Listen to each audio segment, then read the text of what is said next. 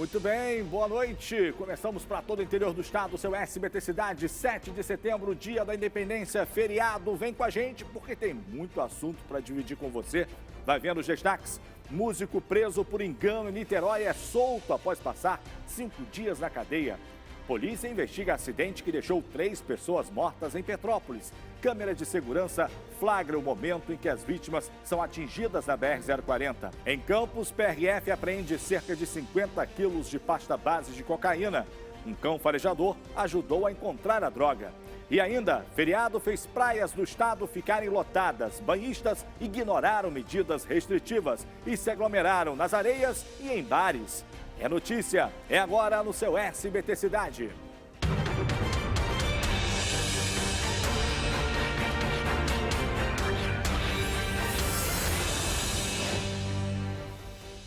Vamos lá então, vamos dividir aí as principais notícias do estado contigo. A gente começa com esse assunto, o músico que foi preso por engano, ele foi solto depois de passar 5 dias na cadeia.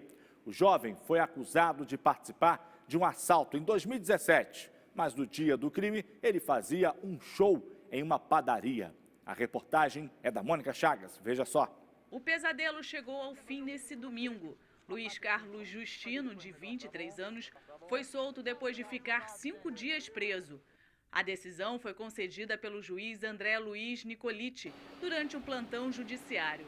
Um magistrado atendeu ao pedido da Comissão de Direitos Humanos da OAB do Rio e revogou a prisão preventiva. O músico estava desde sábado à noite no complexo de Guaxindiba, aqui em São Gonçalo, na região metropolitana do Rio. Cruzou o portão por volta do meio-dia com o destino certo: voltar para casa e ficar com a família. Ao sair, relatou que estava com medo de morrer e que não dormia desde a noite em que foi preso. Mas aliviado ao lado dos amigos e parentes, ele era só felicidade e fez questão de mandar um recado. Primeiramente queria agradecer, primeiramente a Deus, a todos que se mobilizaram a me ajudar nesse processo, nessa injustiça. Luiz foi detido na noite de quarta-feira durante uma blitz em Niterói. Contra ele havia um mandado de prisão por um assalto à mão armada que aconteceu em 5 de novembro de 2017. No horário do crime, o violoncelista tocava em uma padaria. As apresentações aconteciam todos os domingos de manhã, como mostram essas imagens.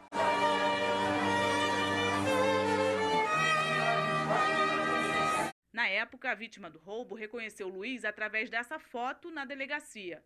Em nenhum momento o músico foi intimado. Esse advogado contesta como a foto do artista foi parar no álbum da polícia, já que ele não tinha antecedentes criminais. Toda a cadeia da justiça errou. Errou a Polícia Civil, né, no primeiro momento, quando não consegue chegar até o Luiz para ele poder provar que estava naquele momento trabalhando. Errou a promotoria, que pediu a prisão do Luiz sem ouvi-lo, e errou o magistrado, né, na hora de decidir pela prisão dele sem ouvi-lo. É um padrão racista, né, de você prender pessoas inocentes. Na decisão, o juiz Nicoliti questiona por que um jovem negro, violoncelista, que nunca teve passagem pela polícia, inspiraria desconfiança para constar em um álbum.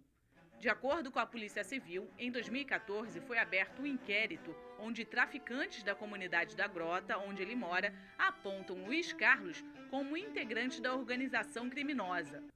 Na sentença, o magistrado destacou ainda que a liberdade do acusado ao longo desses 2 anos não gerou qualquer problema para a sociedade, pois não responde a qualquer outro crime, sendo que a única organização de que se tem notícia que o mesmo pertence é uma organização musical. E como é que pode, né? É assim, no achismo, prende gente inocente. Se não tem certeza, como é que pode você botar uma pessoa na cadeia? Porque talvez uma vítima fez um reconhecimento. Pessoas são muito parecidas às vezes, características parecidas, mas aí vem a questão do preconceito. Porque é negro, porque é pobre, porque é da comunidade, então é ele, né? Então é ele. Tá aí, os nossos políticos são sempre assim, né? Roubam. Então vamos colocar aí nesse pacote, então, os políticos eles deveriam ser pessoas exemplares, porque se só quem mora em comunidade é negro e pobre são ladrões, os nossos representantes, Estado, municípios, governo federal, tinham que dar o exemplo, né? Eu vou te contar. Nossa primeira parada vai ser aonde? Em qual cidade? Vai vendo aí? Ah, cidade imperial, Petrópolis, na região serrana. Voltamos já.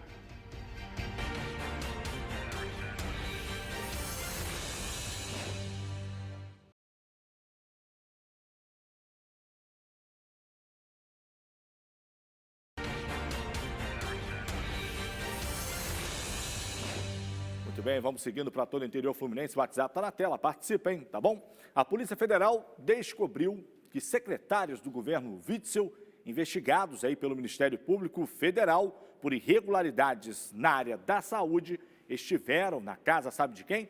Do empresário José Carlos de Mello. Ele é apontado aí como o homem do dinheiro e também ele pagaria propinas em espécie a vários integrantes desse grupo. Veja só. Condomínio de classe alta na Barra da Tijuca com casas luxuosas, nenhuma custando menos de 5 milhões de reais. Antes de ser preso, era esse o endereço de José Carlos de Mello, ex-pró-reitor da Universidade Iguaçu, a Unig, e considerado peça-chave no governo Witzel. Conhecido como o homem do dinheiro por fazer pagamentos em espécie, ele seria, segundo o Ministério Público Federal, o chefe de um dos 3 grupos que atuavam dentro do governo intermediando contratos sem licitações. Ele também indicava pessoas para ocuparem secretarias e outros órgãos dentro do Palácio Guanabara. Muito bem relacionado, José Carlos de Mello estava sempre cercado de gente importante. A Polícia Federal fez um levantamento do livro de registros do condomínio onde mora José Carlos de Mello entre janeiro e agosto deste ano. Recolheu imagens do circuito interno de TV e descobriu que várias pessoas do primeiro escalão do governo Witzel frequentavam o local. O ex-secretário de Saúde, Edmar Santos, esteve no condomínio 4 vezes, assim como Leonardo Rodrigues, secretário de Ciência e Tecnologia. Lucas Tristão, na época secretário de Desenvolvimento Econômico, visitou José Carlos 3 vezes.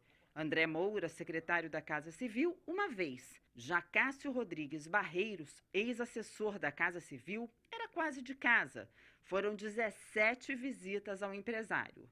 Segundo o relatório do Ministério Público, José Carlos teria pago mesadas de R$300 mil a Edmar Santos e de R$150 mil a Leonardo Rodrigues. André Moura também teria recebido dinheiro do empresário. Tristão é apontado como um dos principais operadores do esquema. No fim de semana, o ministro Benedito Gonçalves, do Superior Tribunal de Justiça, atendeu a um pedido da Procuradoria-Geral da República e converteu de temporária para preventiva a prisão de José Carlos de Mello. E no outro bloco eu falando, né, a questão do negro pobre de comunidade, que sempre é apontado como o autor do crime, né? O autor do crime. Vai vendo aí que monte de criminoso, a sociedade tem que aprender muito, né? Tem que aprender muito. Monte de criminoso engravatado. E a pandemia não terminou, mas tem boa notícia para cariocas e fluminenses. A média móvel de óbitos aponta aí queda no número de mortes pelo 4º dia consecutivo no estado. Quem conta é o Matheus Coelzer. O Rio de Janeiro atingiu 16.568 mortes por coronavírus neste domingo. De acordo com a Secretaria de Estado de Saúde, ainda são 232.818 casos confirmados da doença no território fluminense. Nas últimas 24 horas foram registradas 42 mortes. O número de óbitos na média móvel é de 77. Se comparado a 2 semanas, representa uma diminuição de 35%. Esses números indicam uma tendência de queda no número de mortes pela média móvel. Foram registrados 71 casos nas últimas 24 horas. Na média móvel, o número de casos é de 1.359 e também há variação de queda de 43% comparado com 14 dias atrás. O final de semana foi de praias cheias. Lembrando que na fase 6 é permitido mergulhar no mar ou praticar esportes individuais na água ou em solo. Ambulantes também podem percorrer a orla, mas está proibido alugar cadeiras e barracas. Mas se a gente aglomerar, se a gente não continuar respeitando normas, regras, esse número pode voltar a subir. A gente tem, por exemplo, no interior do estado, Pinheiral, ele atingiu aí a marca de 30 dias sem registrar novas mortes por Covid-19, né? Desde o início da pandemia, a cidade teve um total de 15 óbitos. Então, assim, para a gente continuar nesse caminho, trilhando isso aí, precisamos, daqui a pouquinho você vai ver as aglomerações que aconteceram aí pelo estado. Daqui a pouquinho eu te falo. Vamos lá, Vassouras, é isso aí, brilhando na sua tela, linda cidade de Vassouras. Voltamos daqui a pouquinho.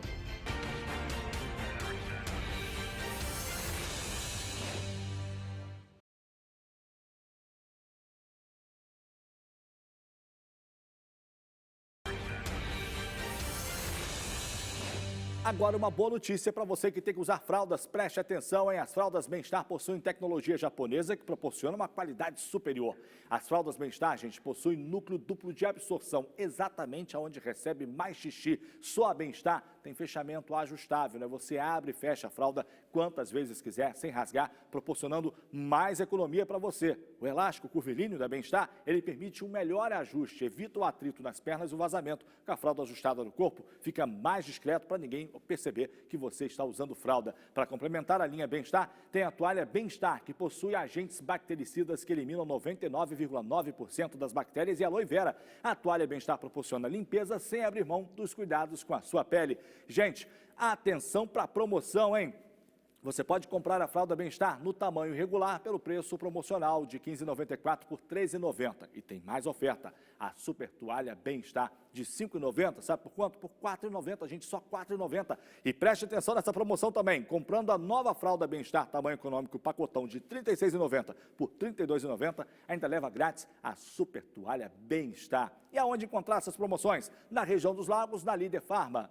Na região serrana, está na Serra, nas drogarias A Original. E quem mora na região sul-fluminense encontra as ofertas dos produtos Bem-Estar na rede Ultra Popular. Fraldas Bem-Estar, a melhor fralda para uso adulto do mercado.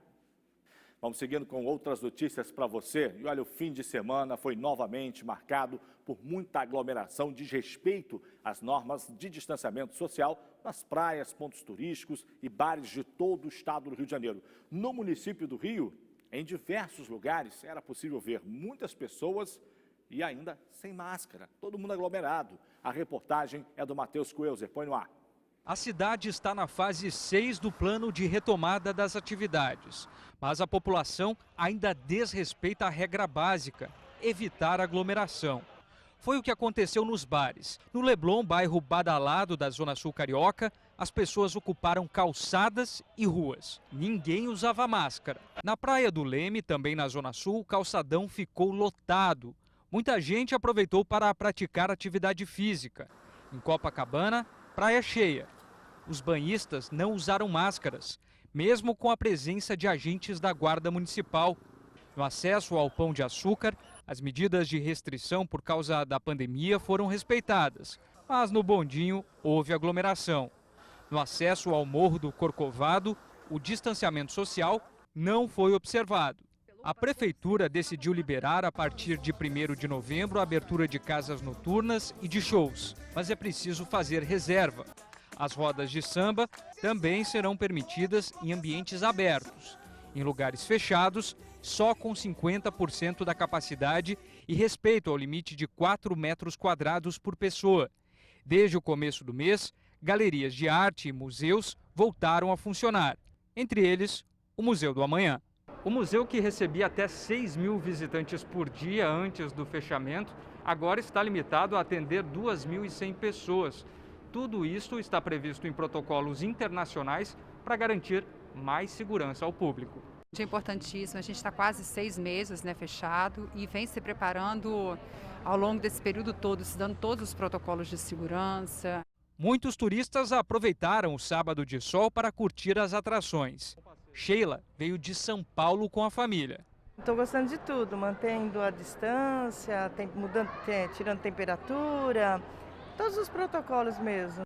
Ia ser diferente, né? Com tudo sendo liberado, um feriado depois de vários meses aí, as pessoas confinadas dentro de casa, esse feriadão provavelmente ia dar nisso aí, né? Porque se libera, vai dar aglomeração. As pessoas não têm consciência.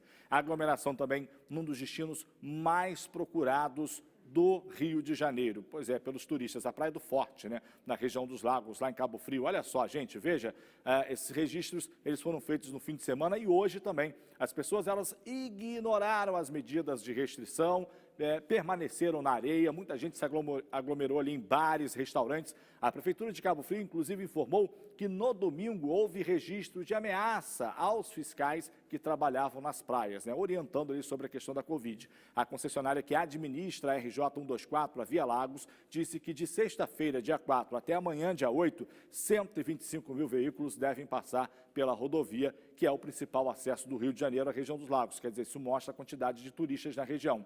Agora, veja essa imagem registrada na Praia do Dentista, em Angra dos Reis. Olha aí, gente. Havia pelo menos ali 400 lanchas neste local. Quer dizer, as praias, os locais turísticos abarrotados.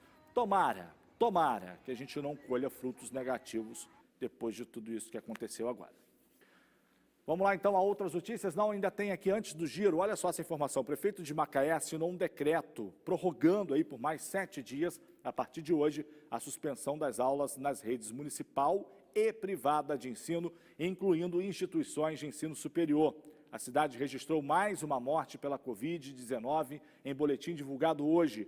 Com isso, o município de Macaé contabiliza 137 óbitos em decorrência da doença e 7.242 casos da Covid. Macaé foi um dos municípios que mais testou e é o primeiro município do estado a entrar na bandeira verde, que indica aí baixo risco de contaminação pelo coronavírus. É uma medida municipal, vamos ver nessa questão da volta às aulas aí. Eu não sei se semana que vem vai ser liberado em Macaé, eu não sei.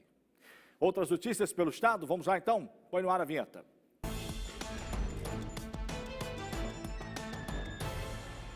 Feriado prolongado com morte nas estradas do interior. Na BR-040, na altura de Itaipava, 3 pessoas morreram após serem atingidas por um caminhão. Uma câmera de segurança flagrou o momento do acidente. As vítimas empurravam um veículo que havia quebrado quando foram atingidas por um caminhão. Uma pessoa foi levada em estado grave para o Hospital Santa Teresa. O motorista do caminhão não se feriu. A polícia investiga o caso. Na BR-101, na altura de Macaé, 4 jovens também morreram após uma colisão frontal entre o carro deles e uma carreta. As vítimas eram moradoras de Campos dos Goitacazes e voltavam da região dos Lagos quando aconteceu o acidente. O motorista da carreta não se feriu. Uma lancha que estava ancorada no condomínio Bracuí, em Angra dos Reis, pegou fogo neste fim de semana. Os bombeiros conseguiram controlar as chamas, ninguém ficou ferido. Mas o incêndio atingiu a vegetação da Pedra do Alcobacinha, em Petrópolis. Os bombeiros foram acionados e conseguiram controlar as chamas, que por pouco não atingiram residências. Ninguém ficou ferido. Na semana passada, os bombeiros também combateram o incêndio no mesmo local. A Polícia Rodoviária Federal apreendeu cerca de 50 quilos de pasta base de cocaína na BR-101, em Campos. A ação contou com o auxílio de um cão da Guarda Municipal.